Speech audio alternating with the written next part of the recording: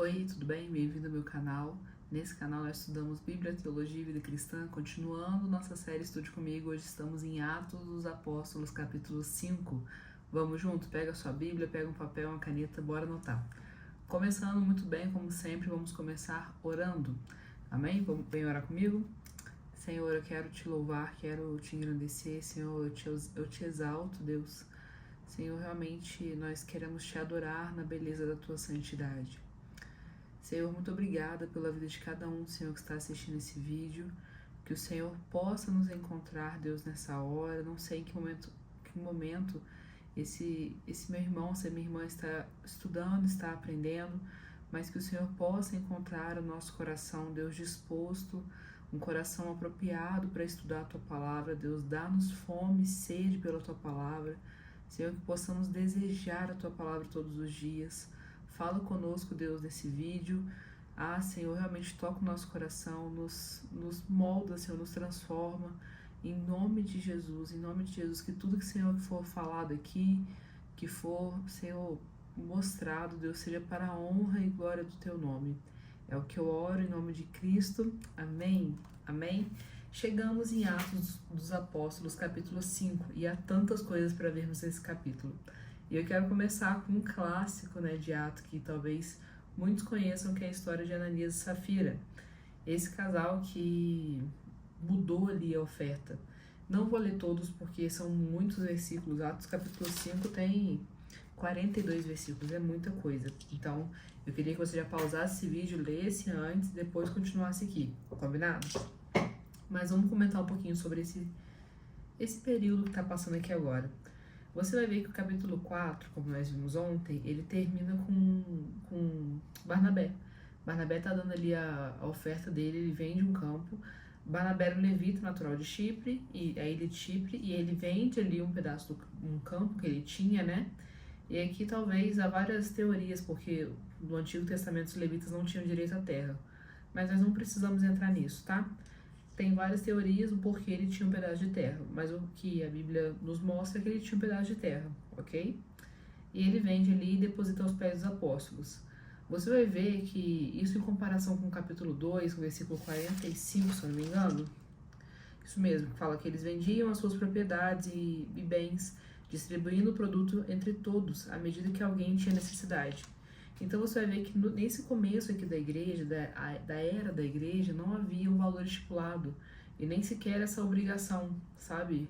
Você vai ter que dar X, você vai vender propriedades, mas é o princípio aqui da generosidade. E o princípio da generosidade, ele é muito maior, Porque quando é um valor estipulado, ok, você tem que dar aquele valor todo mês, mas e quando é da generosidade, algo que é do seu coração, você de livre e espontânea vontade dá. Mas eu não vou nem entrar nisso também não, porque é um outro assunto que pode gerar muito debate. Mas o ponto é, Barnabé, ele dá com generosidade esse pedaço de campo. E aí aparece Ananias e Safira. E você vai ver que o coração de Ananias e Safira, Você vai ver que o que pega justamente essa questão da generosidade que não havia em Ananias e Safira. Eles vendem um pedaço de campo, mas eles negociam ali entre os dois, eles eram um casal, que eles falariam um valor a menos do que eles venderam, porque eles queriam reter parte. Então percebe aqui uma questão de desonestidade aqui neles. E eles mentiram, E quando eles mentem, aí Pedro vai confrontar eles. Eu acho muito forte, porque Pedro fala assim com eles. 5:3. Ananias, por que você permitiu que Satanás enchesse o seu coração para que você mentisse ao Espírito Santo, retendo parte do valor do campo? Então você vê esse paralelo, porque em Atos 2 o Espírito Santo enche a igreja ali, Mas agora, no capítulo 5, você vê Satanás enchendo. Então, eu vejo muito esse paralelo com Gálatas capítulo 5, quando fala do fruto do Espírito e fruto da carne. Então, quando nós estamos cheios do Espírito Santo, nós vamos demonstrar isso. Bem como quando não estamos cheios do Espírito Santo, estamos cheios do que o mundo tem a nos oferecer, do que Satanás tem a nos oferecer. E é o caso aqui de Ananias. E ele estava cheio, sabe? E você vê que essa desonestidade que entre ele e Safira houve foi algo oculto, mas que se tornou público. O que eu quero dizer com isso? Todo pecado oculto, ele tem uma consequência pública. E isso é muito realidade. Isso é muito realidade. Quando você analisa Provérbios, vou fazer esse paralelo aqui bem rápido, você vai ver, se eu não me engano, Provérbios 7, quando vai falar da mulher insensata, que ela vai fazer um convite ao filho, e ali a insensatez não é somente o adultério representado ali, não é somente o adultério em si, mas é todo o caminho que leva à insensatez, ou seja, todo o caminho que não é de Deus. E você vai ver que quando essa mulher começa a descrever, né, sobre a vida dela, ela vai falar, vamos nos deliciar com amor e tudo mais, o meu marido está longe, vai demorar a voltar, ou seja, ela oferece isso, ela oferece, venha pecar que não haverá consequência. Mas quando termina aquele capítulo, você vai ver justamente isso, que o fim da casa dela é a morte. Então, ou seja, todo pecado oculto tem uma consequência pública. E aqui não é diferente, sabe? Esse mesmo paralelo, agora voltando para Atos, esse pecado oculto de desonestidade de Ananias e Safira teve uma consequência pública. E essa consequência pública trouxe temor. A gente pode até comparar também esses episódios do início da igreja com o início lá de Êxodo, né? Quando teve a questão de Nadab e Abiú, que ofereceram fogo estranho, e outros demais. A gente pode comparar até Uzá, né? Que tocou na arca, não podia tocar na arca, e eles foram fulminados. Então você vê que claramente o juízo de Deus sendo manifestado no meio da sua igreja. E isso era necessário. Por quê? Porque se Deus não fizesse nada aqui, tá bom, então tá bom, tadinho, né? Errou, todo mundo erra, vamos passar pano aqui, acabou. Cara, isso ia gerar ia comprometer totalmente a comunhão da igreja. Totalmente, porque as pessoas iam olhar e falar, eles fizeram isso, eu também posso fazer. Então, percebe? Ia gerar essa falta de temor na igreja. Então, a unidade estaria comprometida se não houvesse disciplina. E quantas vezes a gente não compromete a nossa unidade, seja dentro da nossa família, seja em questão de vocês serem pais, né? Seja dentro da nossa comunidade de fé, se você está em uma posição de autoridade, quantas vezes você não está comprometendo a sua comunidade, a sua família por falta de disciplina? A falta de disciplina está comprometendo a comunhão. A falta de disciplina está comprometendo a unidade. Então, que você realmente olhe para esse texto e analise, sabe? Que a falta de disciplina não esteja no seu meio, que você se posicione em nome de Jesus, que nós nos posicionemos. E aqui você vê que continua, né? E aí Pedro fala isso com ele, e Ananias cai morto, e aí vem as pessoas, os moços tiram o corpo dele, e depois de algum tempo aparece Safira. Pedro dá uma chance ali de arrependimento para Safira e fala, Safira, foi por esse preço mesmo? E ela confirma. E aí você vê também essa questão, né? Vale a pena obedecer a Deus ou aos homens? Ela poderia ter sido sincera aqui e obedecido a Deus, mas ela preferiu obedecer aos homens. E aí também, né, o Pedro fala, olha, essas pessoas aí que sepultaram seu marido e agora vão sepultar você também, porque você mentiu ao Espírito Santo. Então eu vejo realmente Deus trazendo temor para a comunidade, sabe?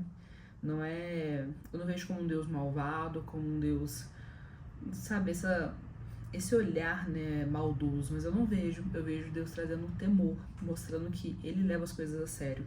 Gálatas 6:7 fala, de Deus não se zomba, aquilo que o homem plantar, isso ele vai colher. Então, eu vejo justamente isso, sabe, temor porque Deus é santo. Então, em santo amor ele governa o mundo. Então, que nós possamos, sabe, trazer isso para nossa vida, sabe, de não faltar com a disciplina. Quando você não falta com a disciplina, você está temendo a Deus. O que é temer a Deus? Respeitar a Deus como Deus. Então, que você possa entender. E uma coisa também interessante aqui, que eles mentiram, né? E você olhar João 8,44, mais um paralelo aí, vai falar que o diabo é o pai da mentira. Então, novamente, esse paralelo entre ser cheio do Espírito e cheio de Satanás. Isso é muito forte, muito forte. Que você possa realmente, que nós, né, me incluo nisso, que a gente possa analisar nossa vida, sabe? Que quem está dirigindo a sua vida, quem está guiando a sua vida, a quem você está dando ouvidos e que tipo de coisa você tem feito, né? Claro que nós não somos perfeitos, mas que nós possamos realmente deixar o Senhor dirigir a nossa vida, sabe? Buscar ter maturidade, buscar o fruto do Espírito, para que possamos ser dia após dia cheios do Espírito Santo. E você vai ver que muitos sinais e prodígios eram feitos no meio deles, a ponto de a sombra, né, vai falar aqui que levarem enfermos até as ruas, os 5:15, e os colocarem sobre leitos e macas, para que ao passar Pedro, ao menos a sua sombra se projetasse sobre algum deles. E aqui percebe, não é um nível de idolatria, porque não era questão aqui de uma idolatria que cura, ok? Mas era questão de eles eram tão cheios do Espírito Santo que as pessoas queriam estar perto do Espírito, as pessoas queriam realmente serem cheias do Espírito, e por isso elas procuravam, mesmo que seja a sombra de Pedro, porque a sombra de Pedro mostrava que ele era um homem cheio do Espírito Santo. Então é como se fosse uma comparação mesmo, uma metáfora aqui, ok?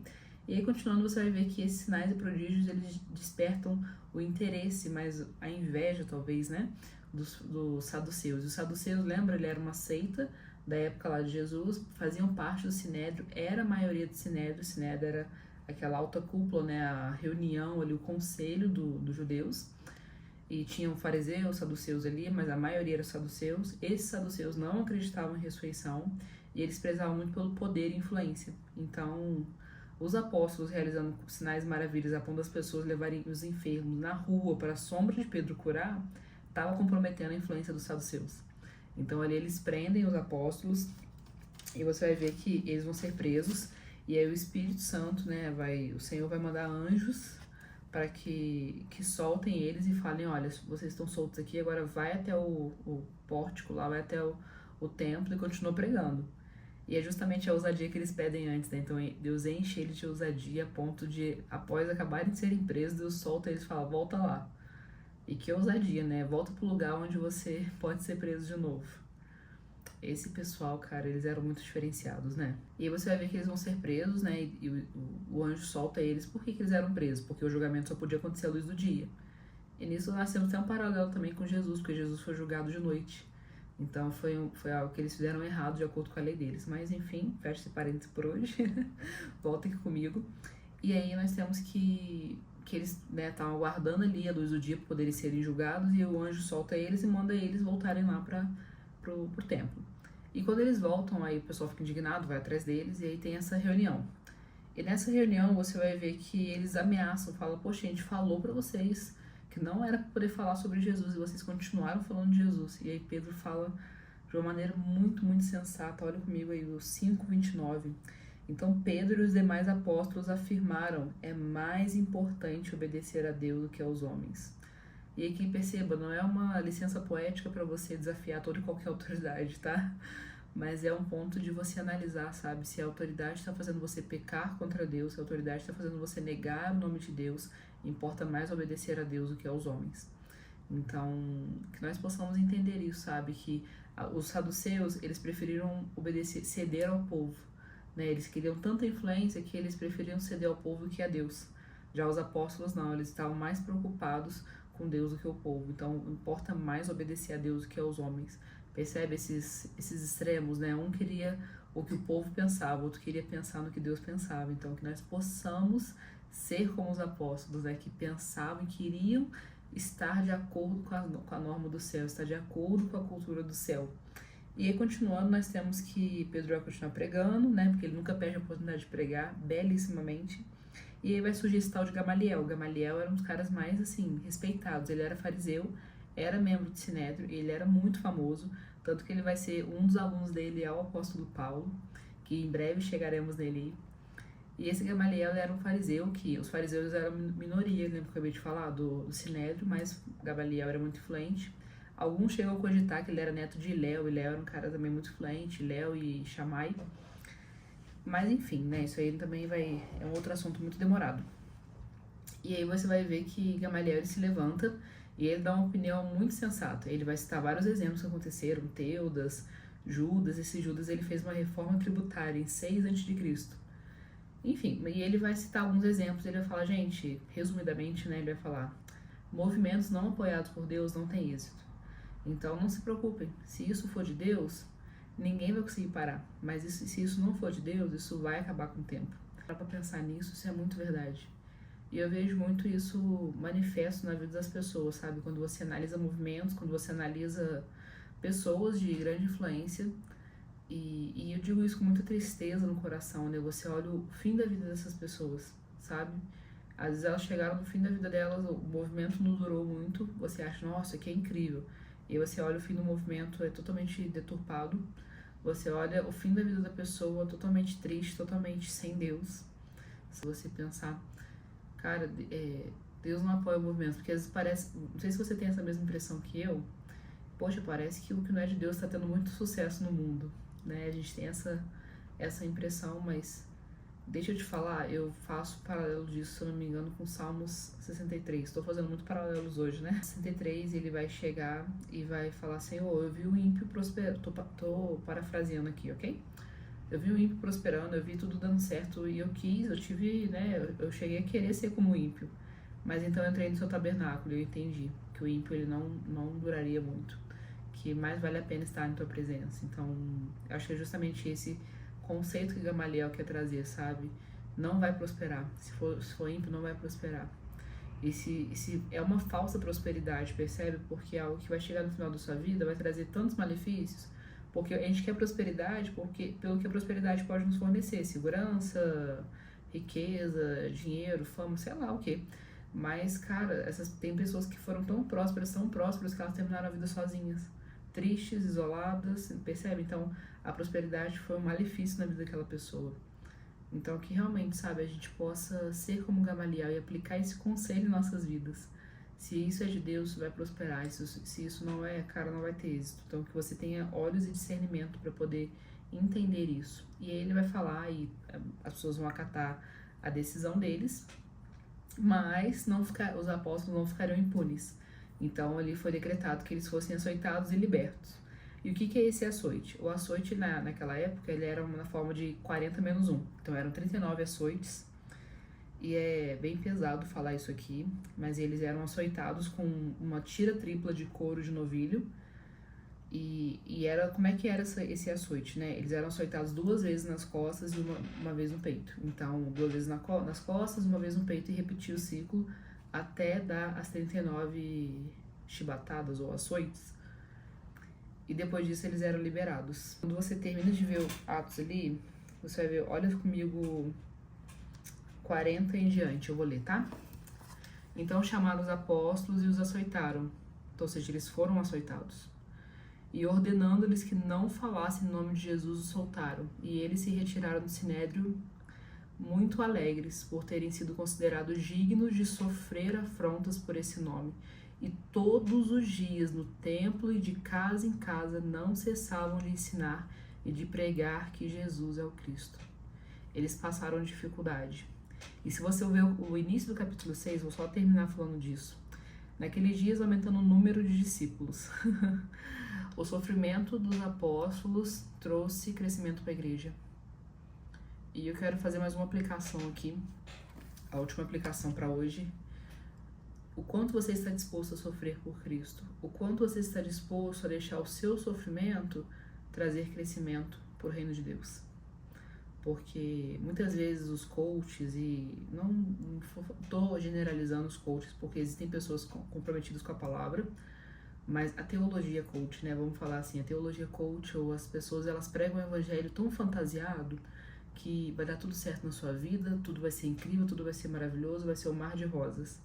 E aí você depara com a primeira dificuldade, você não tem maturidade cristã para resistir a isso. O cenário que a gente acabou de ler, os apóstolos, as pessoas que andaram com Jesus durante os 3 anos e meio de ministério, que viram Jesus ressurreto, que viram Jesus ser realmente ele elevado aos céus, essas pessoas, eles foram açoitados 39 vezes, 2 vezes nas costas, 1 vez na frente, 2 vezes nas costas, 1 vez na frente. E quando eles saíram, eles poderiam falar, eu quero seguir a Deus nada. Eu achei que fosse uma coisa boa, achei que eu pudesse fazer, achei que minha sombra fosse curar e tudo mais. E agora eu tô apanhando aqui, tô sendo preso aqui. Mas você vê que não é essa mentalidade. Por quê? Eles adquiriram maturidade. Maturidade. E sabe o que é maturidade? Você entender que muitas vezes a sua vida não vai ser um mar de rosas. É você entender que você vai estar sofrendo e esse sofrimento vai gerar frutos em você e através de você. Sabe? É você resistir. É você realmente... Aquela música, né? Eu gosto tanto daquela música. Ela fala assim... Sou feliz com Jesus. Então, é você entender que mesmo em meio às dificuldades, sou feliz com Jesus. E os apóstolos aqui, eles ficaram felizes porque eles foram considerados dignos de sofrer em nome de Cristo. Sabe? Se você tá muito indignado com a sua vida, ou achando que sua vida tá muito ruim, eu te convido a procurar vídeos sobre a igreja perseguida. Sabe? Para que você perceba que o quão privilegiado a gente é e a gente não percebe. Então que você realmente entenda sobre isso, sabe? O seu sofrimento, ele traz crescimento para você. Não fuja, não fuja. O meu conselho para você hoje é: não fuja do sofrimento, não fuja. Nossa, eu quero gravar um vídeo sobre isso especificamente um dia, mas cara, acho que as maiores revelações, as maiores certezas e convicções que Deus produziu em mim foi em meio a sofrimentos. Valorizo muito quando eu tô passando uma dificuldade, porque eu sei que Deus tá falando alguma coisa comigo ali, sabe? Que eu tô aprendendo alguma coisa, que existe algo muito forte a ser produzido em mim. Talvez não vai ser algo pra fama, mas, cara, vai moldar a minha convicção, vai moldar o meu caráter, vai moldar as minhas decisões. Então, eu aprendi a valorizar o sofrimento, porque eu sei que eles me levam para perto de Deus. Então, valorize o sofrimento, porque eles estão produzindo em você maturidade.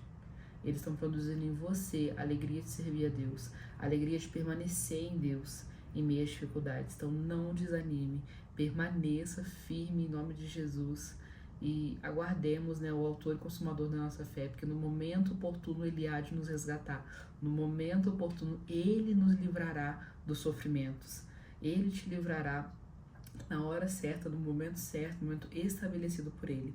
Mas por favor, não fuja, não fuja dos desertos que Deus está te colocando para te moldar. Amém? É isso. Espero que você tenha gostado. Espero que realmente Deus tenha falado com você nesse vídeo. Se você gostou, curte, compartilha, ativa o sininho, faz isso tudo aí que a gente já conversou. E é isso, te espero amanhã para mais um capítulo de Atos.